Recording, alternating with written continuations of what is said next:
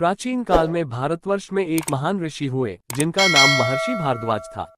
वे अत्यंत विद्वान, तपस्वी और वेदों के गूढ़ ज्ञाता थे।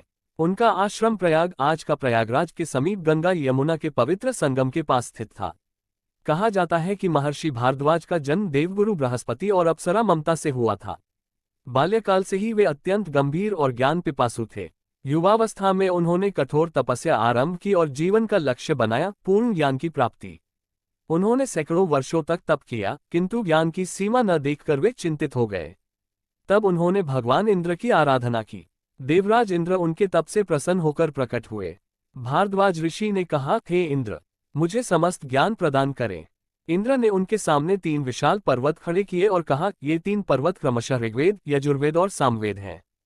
तुमने जीवन भर में इनमें से केवल मुट्ठी भर ज्ञान ही ग्रहण किया है। ये सुनकर महर्षि भारद्वाज को ज्ञान की असीमता का बोध हुआ। उन्होंने समझ लिया कि अहंकार नहीं, विनम्रता ही सच्चे ज्ञान का मार्ग है। आश्रम और शिष्यों की परंपरा। इसके बाद भारद्वाज ऋषि ने अपने आश्रम को शिक्षा का केंद्र बनाया। अनेक राजकुमार, ब्राह्मण और साधक उनके शिष्य बने। कहा जाता है कि द्रोणाचार्य भी उन्हीं के पुत्र थे, जिन्होंने महाभारत के महान योद्धाओं को शिक्षा दी।